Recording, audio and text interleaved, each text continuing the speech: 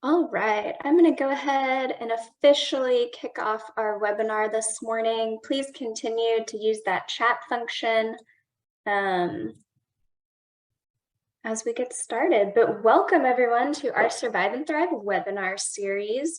We are really glad to have you all with us this morning. And we're excited to have Nicole joining us. And she is going to be talking, like I've been mentioning, planting a plan for better nutrition is our discussion today. I just want to give you some quick housekeeping reminders. This is a Zoom webinar this morning, and so you can see and hear us, but we can't see and hear you. If you're having any tech difficulties, most of the time the best solution is just to exit the session and come back in. That'll typically reconnect things for you. And if you're having audio issues, there is the option to call in rather than using your computer or tablet. And that phone number is on your audio section, the mute button, the arrow up will give you that phone number to call in on. As I've mentioned, we want to hear your thoughts. We want to hear your questions. I'm going to be in the chat throughout this presentation. So throw in your thoughts, throw in your questions, and after Nicole's done, we will have a Q&A time to where she will get to respond to all of those. So please be active in that chat. Let us know your thoughts, tell us your questions, and we will get Nicole's responses on that. Lastly, we are recording this webinar, and the online archive will be available for viewing after this live version. Since you all have registered, you will receive an email with this link, but it can also be found on our website under our webinar archives page. All right, many of you probably recognize this face, but we have Nicole Hodak here with us this morning, and she is one of our Texas Oncology dietitians, and she actually covers our entire central region. So she has a very full plate and a very full schedule, but we're super happy to have her back participating with us. So Nicole, I'm going to give it over to you, and we're excited to hear what you have to share. Great, thank you so much, Kelly. And good morning, y'all. As she said, I'm Nicole, and I'm really grateful to be able to do this presentation today, mostly because when I was asked what topic I'd like to consider for this season, plants is something that I really wanted to do, and it's tried and true. We've talked about it. We talk a lot about having more fruits and vegetables in your diet, but more recently, I've been getting the question of, well, what is a plant-based diet? Does that mean that I can only eat plants? Does that mean that I can't have animal protein at all? And so I really wanted to lay a better framework for you all of what that means. And as I was preparing for this presentation, this actually popped up on one of my social media feeds, and I thought it was funny. So when your salad won't stop telling you jokes. I don't know about you, but romaine and tomatoes doesn't elicit that kind of response for me. And so it's also just important to acknowledge that when we talk about plants, it's more than just this kind of thing. It's more than just salads. So we'll go through the definition of what plant-based eating patterns are, or how we define that. We're going to talk about plant attributes and benefits, so we'll get a little bit into the why. We're going to talk about how you frame your day. So how do we actually go about embarking on this journey of being a little more plant-focused, let's say, and then persistence and consistency. So how do we make changes? So a plant-based diet, and really let me back up and say a plant-based eating pattern. It's not a diet. It really is an eating pattern that consists mostly or entirely of plant-based foods. So what we're talking about is an eating pattern that has a low amount of something like animal products and high amounts of plant products such as vegetables, fruits, whole grains, legumes, nuts, and seeds. So eating patterns such as a flexitarian, a vegetarian, a vegan, or a pescatarian, each of these would be considered a plant-based eating pattern. And if you're not familiar, a flexitarian is someone who might walk in and out of various eating patterns, whether they include, some eggs or some fish or some animal protein. A vegetarian is someone who may include eggs or may include dairy or may include both eggs and dairy, but is predominantly otherwise plant focused. A vegan is an individual or an eating pattern rather that does not consume any animal products, often or byproducts for that matter. And then a pescatarian is someone who would allow perhaps fish to weave into the diet. And these patterns right here are a little more individualized in that there isn't really a governing body per se that is set forth, how many servings out of each of the food groups to really model up, the diet per se. For the first time, the dietary guidelines for Americans was actually recognized and maybe even put forth the idea of maybe being a vegetarian, being a person who follows a vegetarian eating pattern. So again, there aren't really set definitions per se. Other patterns that we are aware of that would be considered to be plant-based would be things like a Mediterranean diet, an anti-inflammatory eating pattern, the DASH diet, which if you're not familiar is dietary approaches to stop hypertension. So it allows things like dairy, but is a little conservative on animal protein in terms of things like meat, but very plant focused.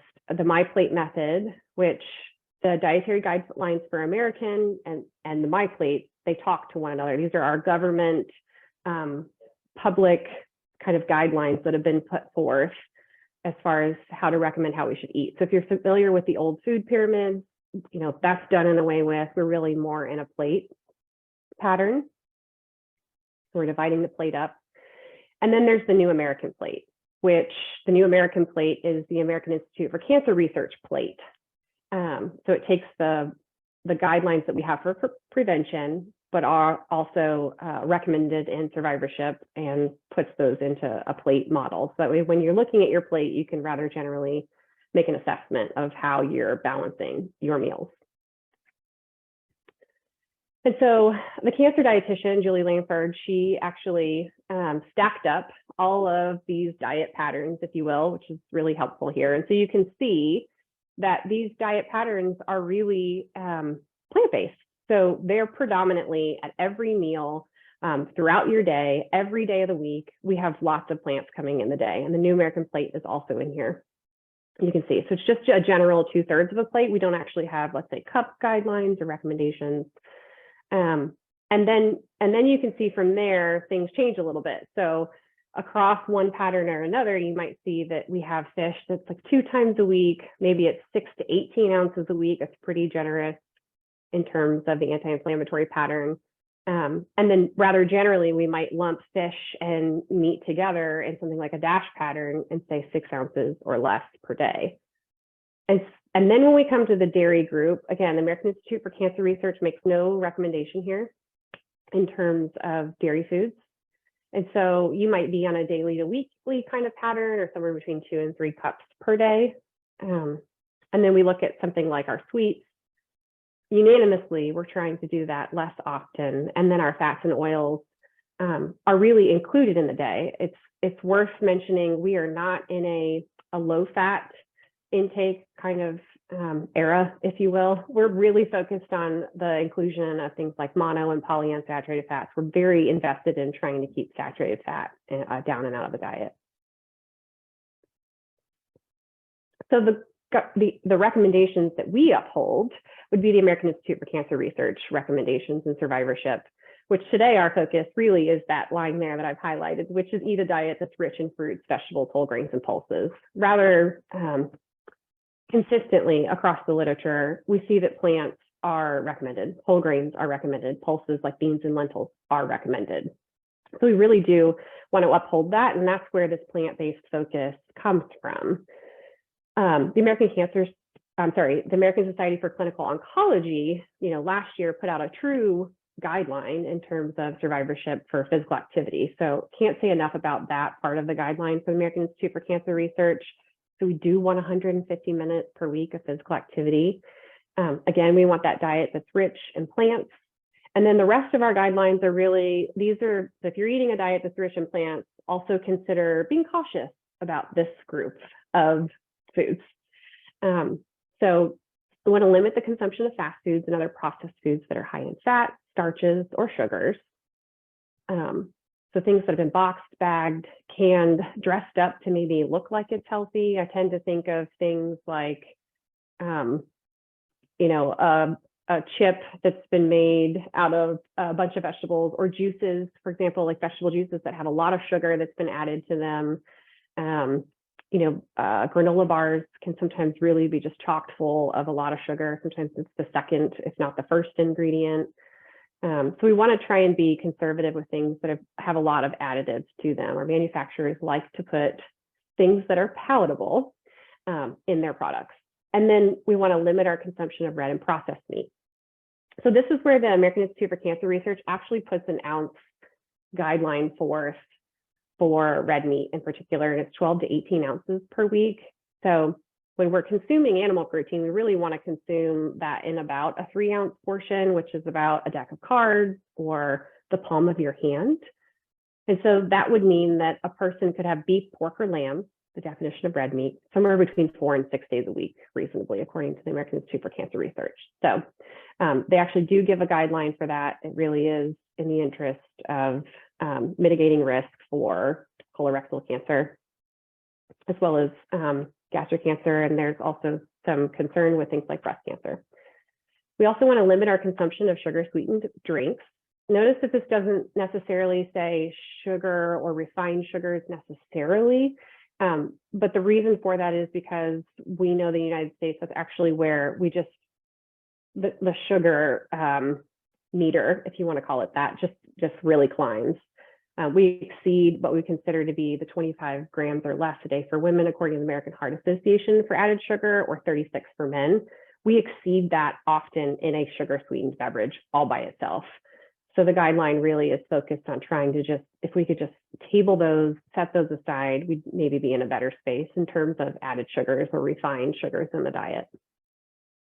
And then limiting our alcohol to reduce cancer risk.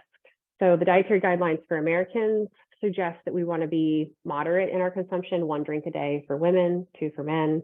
But the American Institute for Cancer Research says if you don't drink, don't start.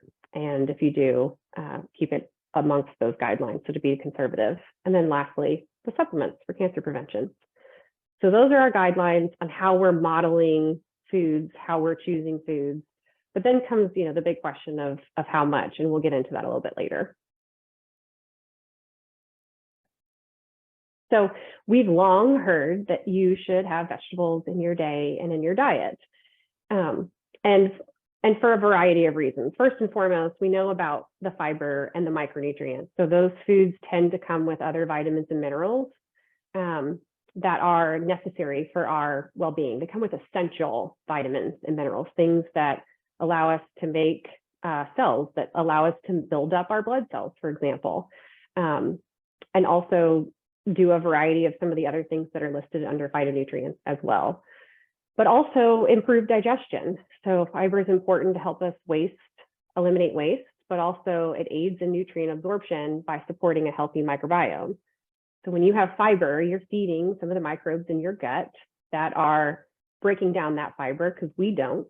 And it breaks down that fiber and can digest some of it and creates, a healthy environment for this villi and the microbes that live there. And in doing so, it allows you to absorb micronutrients and other nutrients better.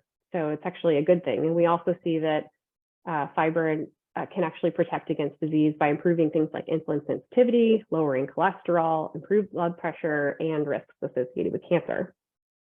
The AICR was able to demonstrate that for every 10-gram increase in dietary fiber, a 7% lower risk of colorectal cancer was observed. So that's enough for me. And then when it comes to our phytonutrients, phyto meaning plants in Greek, it's the properties of plants that typically would not be essential necessarily. And this is also, it's not anything that we're putting in a pill for sure, because the data is not totally clear on how these would behave when isolated. And so there's a little bit of a synergistic effect that's thought to be observed, but we know that it can reduce, we know that some of these can potentially reduce things like inflammation, which inflammation can make cancer growth more likely, prevent DNA damage and help with repair, which is why I call these our protective properties of our plants. slow the growth rate of cancer cells, trigger damaged cells to die before they recreate themselves or reproduce themselves. We call that apoptosis, and then hormone regulation. So there's a lot of really great reasons to have plants in a day and a diet. So according to the American Institute for Cancer Research, that new American plate that we talked about, this is one way that you could look at your plate and your meals and try to evaluate, like, what's the balance of what's happening here on my plate.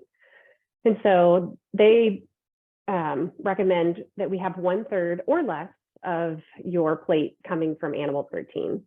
So when we say animal protein, I guess I'll get into that a little bit later on the next slide, but we are talking about things like dairy, we're talking about meat, we're talking about poultry, we're talking about fish, we're talking about eggs. Okay, that's your animal protein, 1/3 or less of your plate. And then the other 2/3 of your plate should be plants. So again, if you are having animal protein at a meal, we're talking about, again, a deck of cards or 3 ounces. And if you were to put a deck of cards on a 10-inch plate, when you looked at the rest of your plate, you should have plants. Now, does that mean that we're going to put that big old romaine with tomato salad there? That's not really how I would recommend we set up the rest of that plate.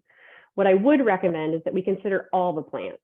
So we have things like starchy vegetables and non-starchy vegetables and grains and pulses and so forth. But then comes like, well, what's the how much? How do we do that? So I've divided this out into 2 groups so you can kind of evaluate in your week what you're putting on your plate and where. So for our plants, we're talking about 1.5 to 2 cups of something like fruit. And people will often ask me, well, fruit has a lot of sugar in it, so should we have fruit? And the answer is yes, you should have it. And the reason for that is that apart from it just having naturally occurring sugar, which is okay, it has a lot of fiber and phytonutrients that come with it, but also let's just recognize that the vegetable recommendation is higher. So when we say 5 cups a day of fruits and vegetables, what we're really saying is more vegetables, and ideally non-starchy, than fruit. So fruit still has a place in your day, and it should be part of the day. It offers, again, great vitamins, minerals, and phytonutrients. So 1.5 to 2 cups a day. And then vegetables, I said more non-starchy than starchy. So what does that mean? When I say starchy vegetables, I am talking about things like potatoes, peas, corn, butternut squash, and depending on what model we're looking at, we're also talking about beans and lentils potentially in that vegetable space. I would call that a starchy vegetable protein, okay? Those are the foods that contribute more carbohydrate. And when it comes to the ones that don't have any protein, we're just trying to be conservative with how we're using them in our day. So if you're to stack up something like, a taco, let's say, I wouldn't do like tortilla, rice, potatoes, and then whatever the meat was. We're really carbohydrate heavy in that space. So we want to be conservative with how we stack in a starchy vegetable and make sure in our day we have lots of other non-starchy vegetables. And some examples of those, are cruciferous vegetables like broccoli, Brussels sprouts, kale, cauliflower, cabbage, but then also, eggplant and carrots, green beans. These are some of the things that I would say we could also work in. And then I get asked the question about whole grains, and really, I would say just grains in general. Truthfully, the guideline is we want to keep half of our grains whole. So, and I would just advocate that the more you can have whole grains in your day and your diet, the better. There are more nutrients to be gained when you have a whole grain because there are parts of a bran that are lost when you have more of a refined grain and fiber. So where you can have whole grains in your diet is a good thing. Like we know that. We can see that over and over in the literature, whether it's for diabetes, whether it's for heart health, whether it's for oncology health or reducing oncologic risk. So having those in the diet is a good thing. The challenge, once again, like the example I gave earlier, is where in a Western pattern, this is where carbs really get a bad rap. In a Western pattern, let's give spaghetti as an example. If you sat down for a Western spaghetti meal, it's a lot of pasta, which is more than actually what's recommended per serving. And then on top of that, we've got some kind of red sauce, perhaps meatballs, or perhaps it's a meat sauce. And so tomatoes were the vegetable at that meal. And then somebody might also add cheese, and then might also add garlic toast on the side. So we have a lot of very refined carbohydrates coming into that meal. An alternative to that would be like the meat and potatoes pattern, to where you have an oversized portion of meat, potatoes, maybe peas or corn, and then also a dinner roll. So you can see where we've got a lot of really refined, high starchy kinds of foods that are integrating the plate or the meal.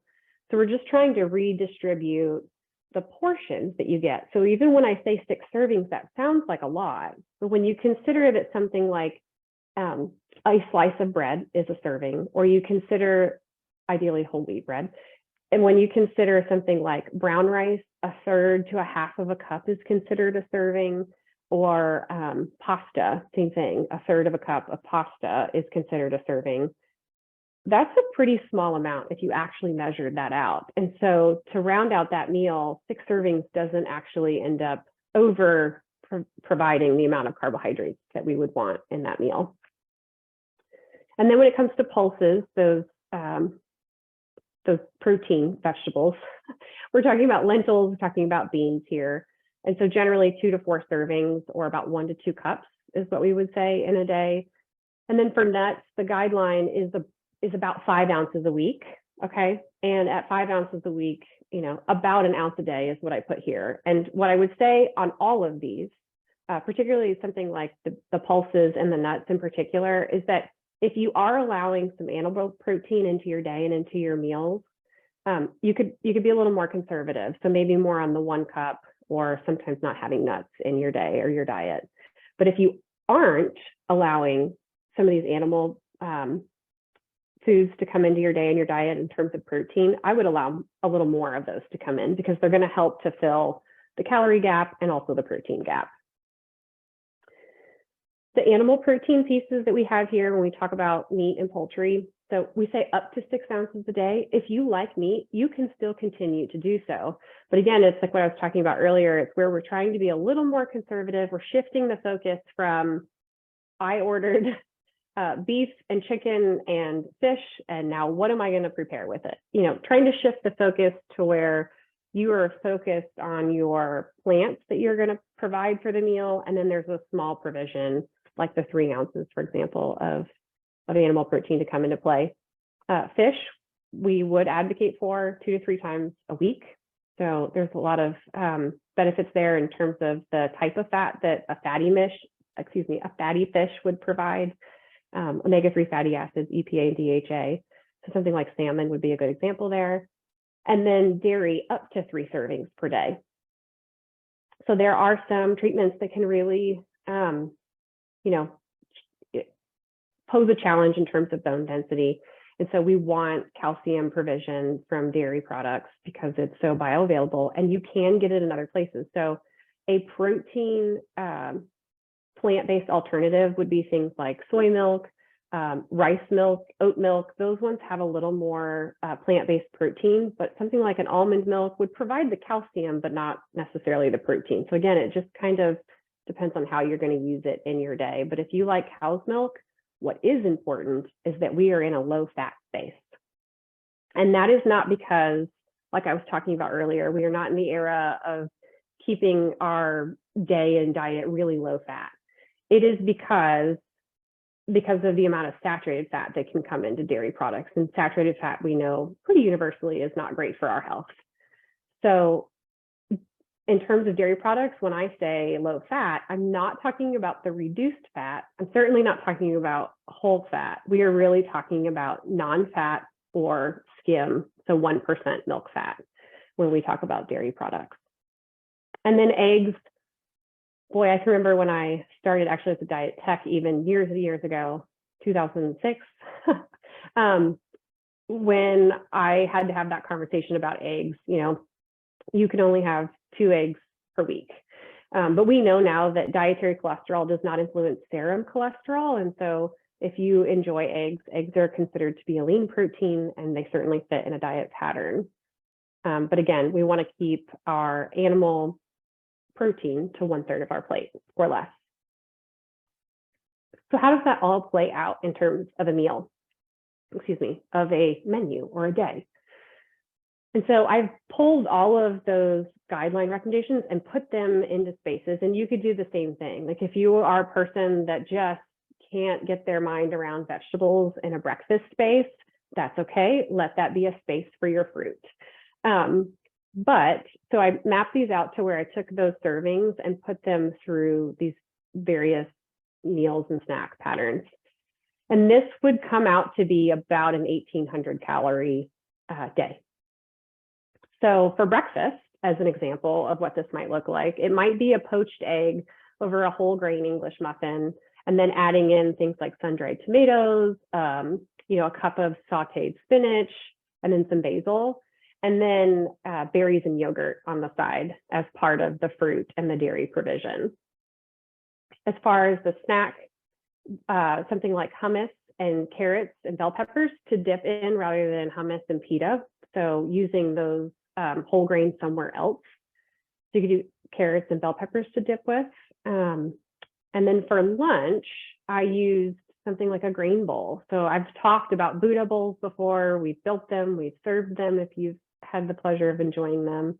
But do a bowl rather than a salad, perhaps, to where you have something like quinoa, which is a whole grain. And I guess I should also say there are a lot of options in terms of grains. So there's quinoa, there's brown rice, there's farro, there's millet, there's oats.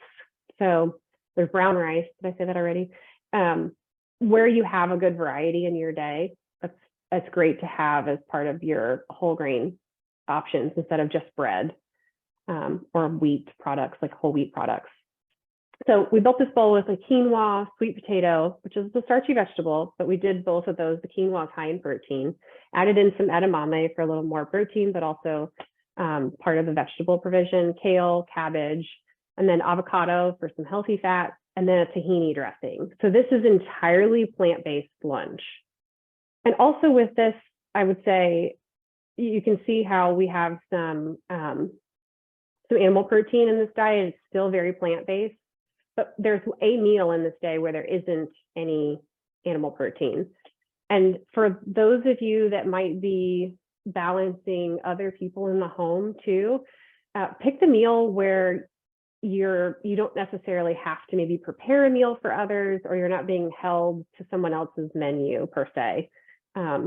So that way you can, and if that's dinner for you, if that's lunch for you, that's where I would do it. And honestly, setting some of these things up to where if you make a bunch of quinoa for the week, I mean, you can sprinkle out other things. If you have, I create like a salad bin in my house. So if lunch gets really questionable, I know I can always count on like some greens. I've got a grain cooked, and then there's like a salad toppings bin to where I have like a variety of nuts and seeds and this kind of thing to kind of go over for some crunch. And then for dinner, I told you about that spaghetti meal earlier. So here's a twist on that. So you might take something like turkey or chicken. You could do something like 93.7 ground beef to keep it really lean if you wanted to, according to the American Institute for Cancer Research. You'd still be in those guidelines. And do that meat sauce, but do it over spaghetti squash. So cut a spaghetti squash in half, bake it, and then spoon out the spaghetti squash. And it will make kind of like a noodle, but it's really low in carbohydrates and it's a vegetable. And then rather than that being the whole thing, make sure there's another vegetable. So trying to find color in your day. Like if you looked at this whole day, there's a lot of color coming in, which means there's a big variety of phytonutrients and also micronutrients coming in. So did roasted broccoli salad, and then actually, so that's a shaved roasted broccoli salad. And I'll talk about different textures and things a little bit later, but I meant to say roasted Brussels sprout salad. And then on the side, because there's still a 2-ounce grain equivalent, if you're one of those people that really like, you can do like a whole wheat toast, or if this is where you allow your refined grain in your day, do olive oil, and then you can rub garlic over it or do something like garlic powder and do toast that way. Bake that off as a healthier, lightened up version to the traditional, garlic bread. And then as dessert, we're always going to advocate for fruit as being the dessert. And don't worry, I'll get into some other substitutions a little bit later in terms of that sweet tooth that I often get asked about. But fruit and vegetable protein here. So I had apple slices and peanut butter as kind of a generic snack to do in the evening. That's how this would map out. So some ways you can add more plants into your diet, apart from some of the examples that I gave, are to add fruit to your cereal, like oatmeal, for example. You might consider putting something like berries in there, or chopped vegetables to your eggs. If you made an omelet, you might do some bell peppers, or you might go like the spinach route, depending on how you want to do that, or tomatoes. And then beans and vegetables as the main dish. So think like for lunch, what did we do for lunch? We did the bowl. So that was a pretty plant-focused bowl, but you could do something like a pita pocket and put something like hummus inside of it and then just stuff it with vegetables. If you like things like cucumbers or, you like lettuce, if you want to do that kind of thing. If you want to put garbanzo beans in there, you could do that. Tomatoes, it just really depends on what you want to add to it or what direction you kind of want to take that in. Think about beans and vegetables as the main dish. So also just chili, right? So chili without the ground meat in it, it still tastes like chili and it's really delicious. I know that might be a weird thing to say here in Texas. So chili with no meat in it is a good option. It still tastes like all the wonderful flavors that would come with chili, with a little more starchy beans coming into play there. And then plan meals without meat. So use lentils, beans, tofu, or tempeh. Use a snack on fruit, vegetables, and nuts. So try and do less things like crackers or toast, and then include more carrots, bell peppers, celery, cucumbers, zucchini to help lighten up some of those snacks. Just depending on how heavy your actual meals are. That's just a way to kind of do that. So I would think of like cucumbers with the tzatziki sauce. That would be a reasonable thing to do. There's a yogurt coming in there, but that's something you could do just to get more plants in your day. And then add extra vegetables to soups, stews, salads, and casseroles. I'm going to be honest, if I'm making a soup, there's going to be double the amount of carrots that are going in there, and possibly celery too, just because I like that sort of thing, but you also, when you're making that sort of thing, you can also kind of stretch the meals that way too. I think of people who are cooking for one, if they pick up like a prepared dish, sometimes there's like a big piece of salmon and there's like a little bit of vegetables on the side. But if you have some steamed vegetables, that's a way you can just bring more plants to that. Maybe also use part of, let's say, the salmon or something as like for a second meal. So you can stretch that meal to go a little bit further because we don't necessarily need the full amount of protein that can be served and that sort of thing. And then keep whole grains in the meals to help with fullness, and of course the added benefit of fiber, protein, and nutrients. So salads, back to that original slide we saw, sometimes I'll find that people are building up a salad and they're like, I'm hungry, like it didn't fill me up. And the problem with that is there needs to be two things coming in. There needs to be some soluble fiber and also some protein. So where you're bringing in something like beans to that salad, or where you're putting in some whole grains, like put quinoa in a salad, don't be shy about it. Put barley in a salad. Those are some heartier greens that aren't going to like mush out and kind of ruin the salad. It'll just bring another element to that salad that's going to give you that feeling of fullness to carry you a little bit longer. And then spices and herbs. I'll go into that a little bit more on a different slide, but they just have to happen. I have met probably one person in my entire time of being an oncology dietitian that really just didn't like vegetables. I went through them all. I was like, green beans, carrots, could we, iceberg lettuce? We went through all of them and tried to find something that would really work for that person. But most of the time there is a fruit or vegetable that someone will like. And what I'll find is we haven't really explored all of them perhaps. So trying to include them, explore maybe once a month, pick one that you're not familiar with and learn how to cut it, learn how to cook it, learn how to season it, especially getting familiar with what to do with those spices and those herbs in your day and your diet. It's going to change the experience of plants. And then this slide, I'm going to say, we have some foods and food groups that get elevated as kind of superfoods, if you will. And if you are a person that is really plant focused, maybe more in a vegan space, these things are helpful because they are bringing calories to your day that are very, very necessary, along with all the other great nutrients. But also, if you're not, and you're just trying to add some more plants to your day, go cautiously with these, because as you can see, and this usually surprises most people, but a medium avocado is 300 calories. So for some people, that's almost a whole meal, depending on how their day is structured for meals and snacks. So rather than, and nobody likes to waste an avocado, I know, but a third of an avocado, a few slices on a salad, it'll go a long way. But just be conservative if you don't need the extra calories for some of these. A little sprinkle here and there on some of your foods rather than like the full fourth of a cup coming in for things like nuts on several meals. So what I've thought we would do, and maybe I'll just go through it, but I have 2 plant prominent meals. This actually comes out of the dietary guidelines for Americans 2020 and 2025. So we've built up these 2 bowls that are predominantly plants. And you can see on the left side here, there is 1,100 calories in this bowl. And so we're going to talk about some changes we can make to bring the calories down and keep the bowl relatively consistent. Also, there's a drink here. You can see there's an iced tea with sugar. So that's part of the problem. But in terms of something like white rice, a suggestion here would be to do something like brown rice and then also add in romaine. So, and they did like a ½ cup loss on the white rice and then exchanged out for the brown rice, right? But I mean, I might even go a cup of romaine lettuce for the space, a full cup of brown rice. It's up to you, but you could go less. You could go ½ cup of brown rice and then do the rest romaine lettuce because of the rest of the ingredients that are in here. I would expect someone to be pretty full. Instead of black beans, these are assumed to be canned, you could do reduced sodium, right?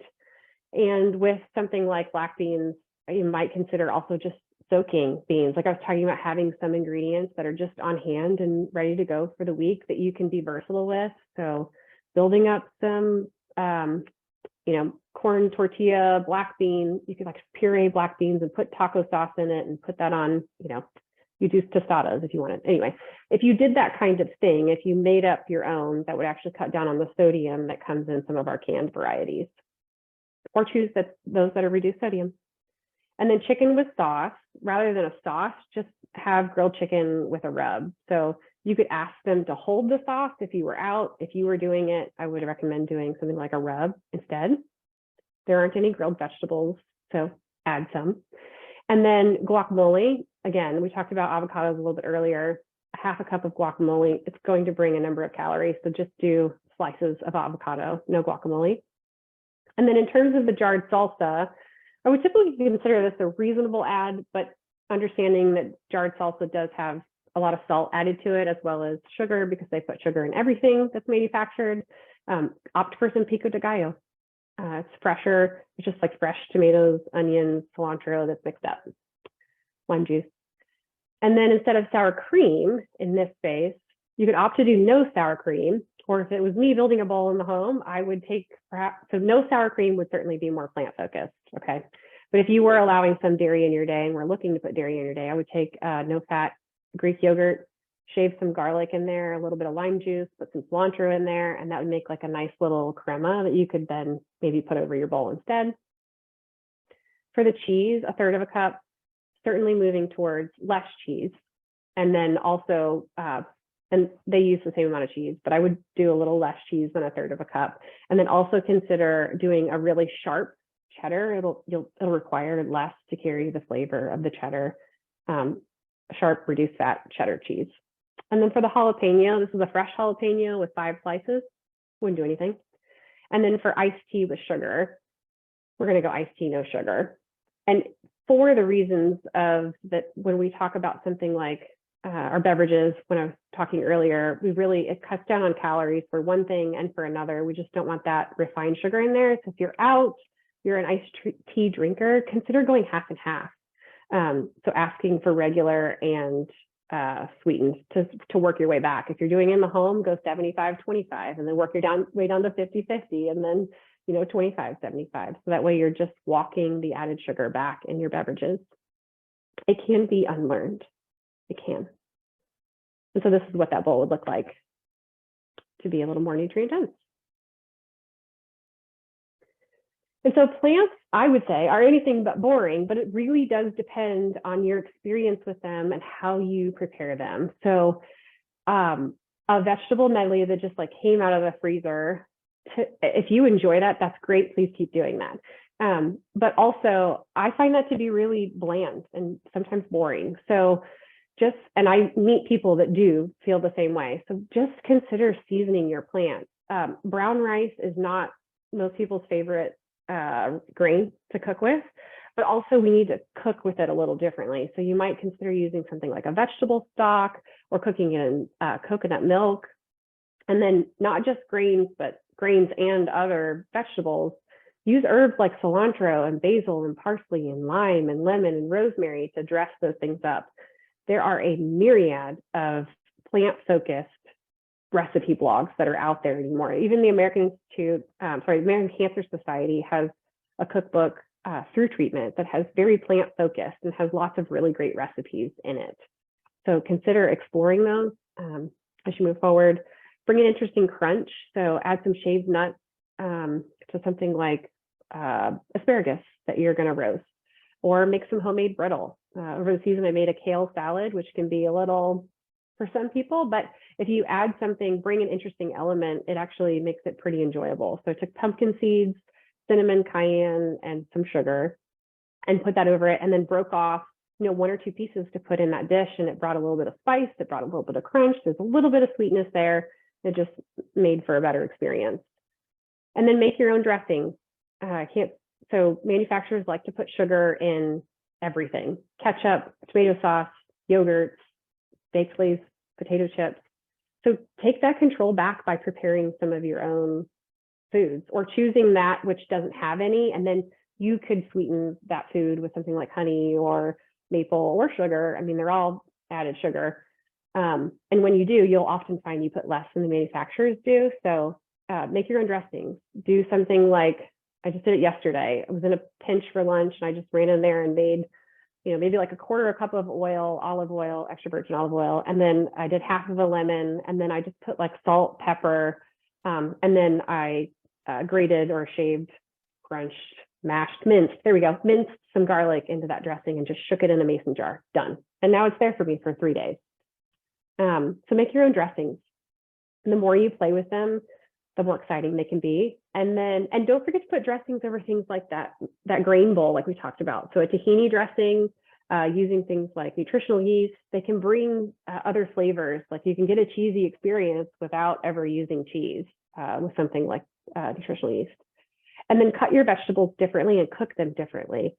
I do not like the stalk of a broccoli, so spiralize it.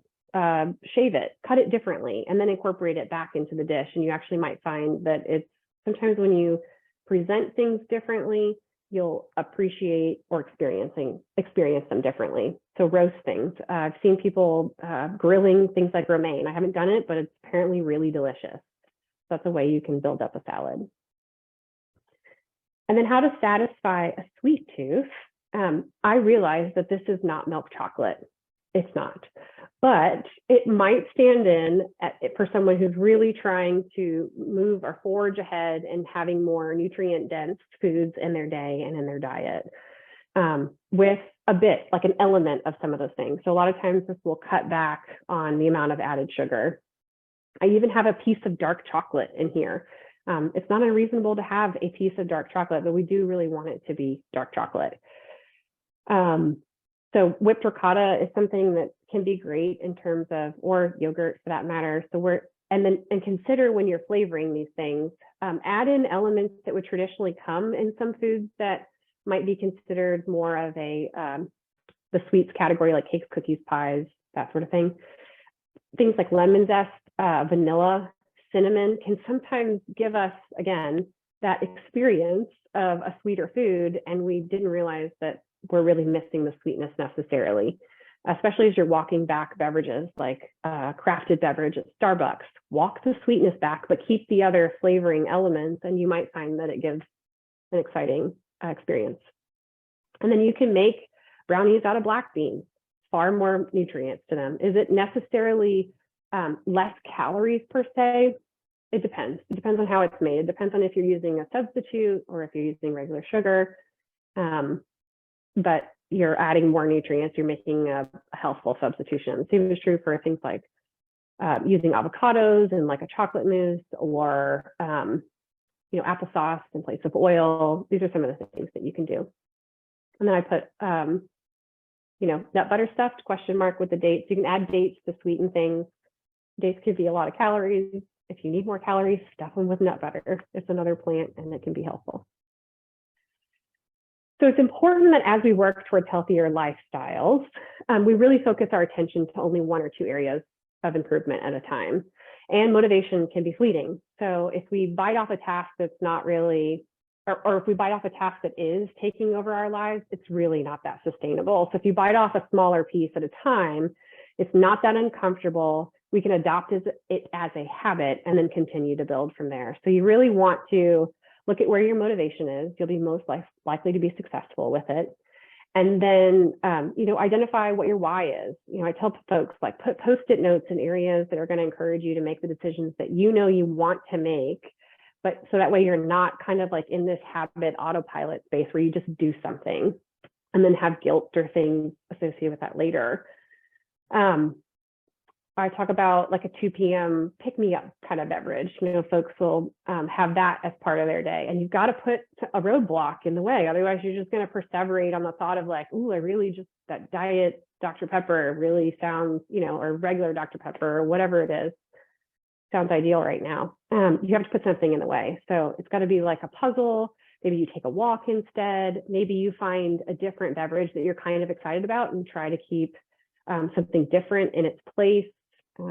Try to think of ways that you can kind of distract yourself and create a new habit. If it's time, if it's a support system, there are Facebook groups that are geared towards plant-focused eating. Just be careful, be mindful about any kind of negativity that might bring, but change your feeds in terms of like what you see on a regular basis. If you follow a baker, that might be encouraging you to make choices that you don't want to make, this kind of thing.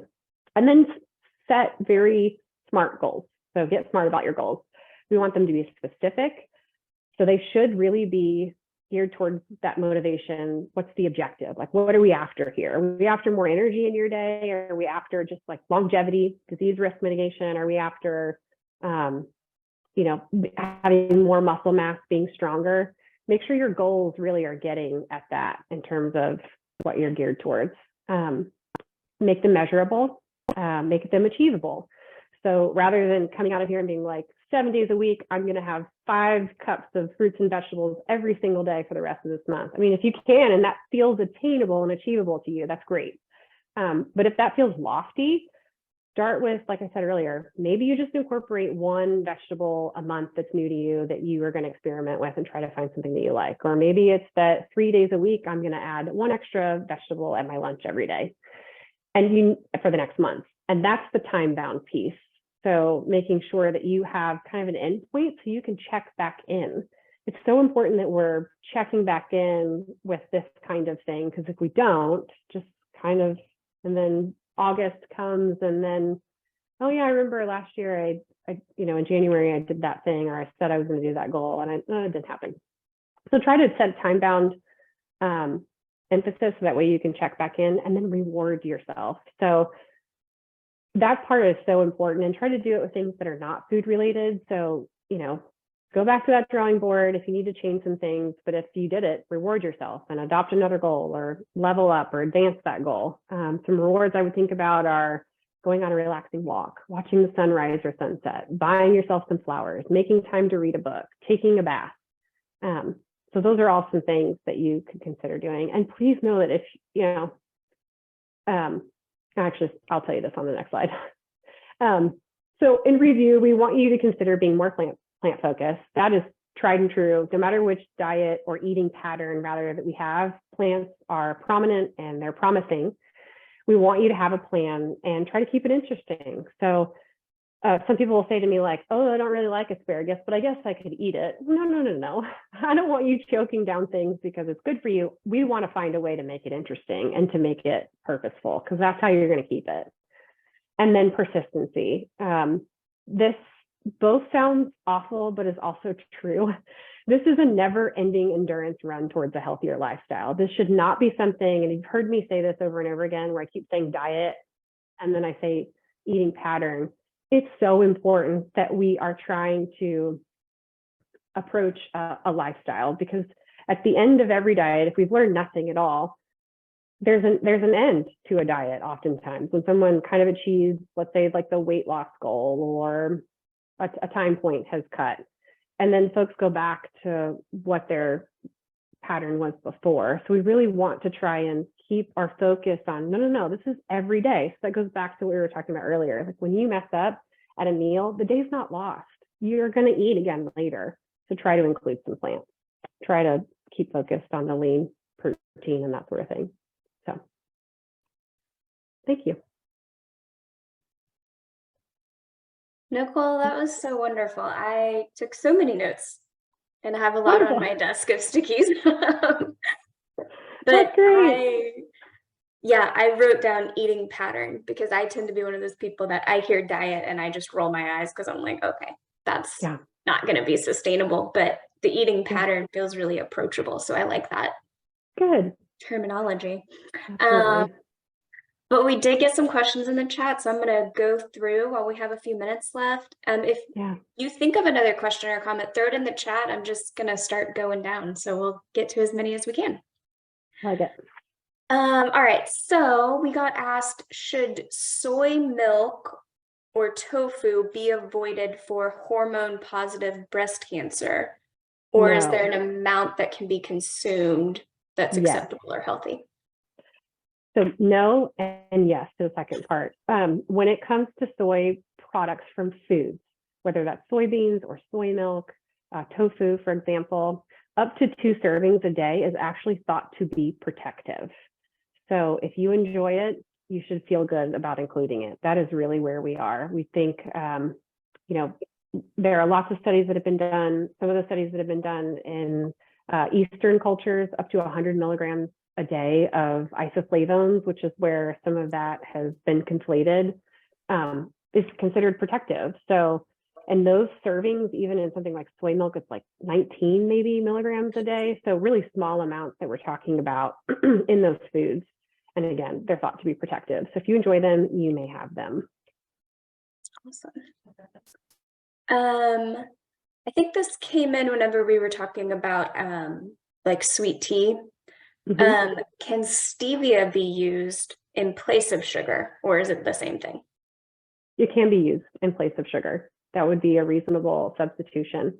I get asked about non-nutritive sweeteners quite a bit, or what we consider to be sugar substitutes, whether it's natural or synthetic. Would like you to do more of a natural sweetener, but generally they tend to be sweeter than regular sugar. So just know that.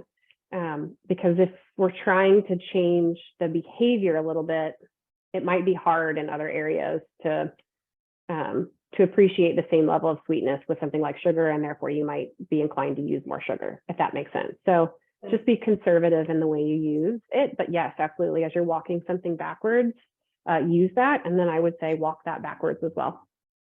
Okay. It's a great thing. Is green tea a good choice for drinking? Yes, there are some chemotherapies in which we would, actually, I would take that back. Yes, green tea is reasonable to consume. You could reasonably have 2 cups a day. Awesome. Yeah, and if you are a survivor in the space of breast cancer, actually, you could drink it a little more liberally. All right, while fresh fruit is clearly the healthiest, what are your thoughts on dried fruit, canned fruit, frozen fruit? So canned fruit, frozen fruit. Canned fruit, I mean, we certainly want it in its own juice. Fresh fruit is great. And frozen fruit is also fine. Those are all reasonable ads. What I would say is if you can get it in season, it's going to be more cost effective on the budget and also likely more local. So do fresh in those spaces. When it's not in season, maybe do frozen. And if you have some kind of fiber restriction, the canned is fine. I feel like there was one, dried fruits. Dried fruits are fine, again, to be added to things like salads. I mentioned dates earlier. If you like prunes or apricots, just keep in mind that they can be sweetened for one. So try to do unsweetened. And then secondly, a little bit goes a long way in terms of their calorie provision. Awesome. And then this is more like logistical questions. The cookbook you mentioned, can you say that name again? The American Cancer Society. I actually think I have it by my desk. Sorry that I just disappeared. This was actually what to eat during cancer treatment. But this is it. Can you see it? I can't even see me. A little bit up. Perfect. Second. Okay. So this is it. This is what it looks like. What I really like about this also is that it's not showing me. There we go. There I am. There are just really beautiful pictures also accompanied. So sometimes I find oncology focused cookbooks don't always provide imagery to come with their books. And I think that's a little more enticing for a recipe if you're not experienced. So if you don't know what that should look like as a recipe or what it is made of. Also, you know, people like Rebecca Katz, who's very plant focused and also very flavor focused for someone who has taste changes. She has a blog of recipes that are free. She also has lots of cookbooks. So those are some great places. That's awesome. Okay, we got a few more questions. Which are healthier, steel or old-fashioned oats? So technically, where you have more surface area, less processing. So steel cut oats technically might have a nominal amount of more micronutrients provided in them. How much more, we don't really have a guideline to necessarily say. So if you like steel, I'd go with steel cut oats as opposed to old fashioned oats, which are rolled. So that's where we are on that. And then this is kind of an addition to that stevia question, but what are your thoughts on Splenda? Really more in that same category of the non-nutritive sweeteners. It's fine if that's something that you're using in your day, in your diet. We don't have anything to, I mean, they're all generally recognized as safe according to the FDA. So we're using them as a tool, you know, not a terrible thing. Awesome. Well, guys, thank you so much for participating today. I do see that there are some more questions about specifics on the blog and stuff, but I'll email Nicole and get those exact links and names from her. That way we're spelling them correctly. And I will include all of those extra resources in the follow-up email for you guys. So you will get a copy of some of those things that Nicole mentioned. But Nicole, thank you so much for your time. We appreciate you just sharing so much of your knowledge with us. It's my pleasure. Yeah. And then I just want to remind everybody, this is being recorded. You'll get it in that email. It'll be on our website. And then join us in 3 weeks. We have another webinar coming February 28th, and it's called Intimate Connections at the End of Life. So thanks, everyone. Have a great day.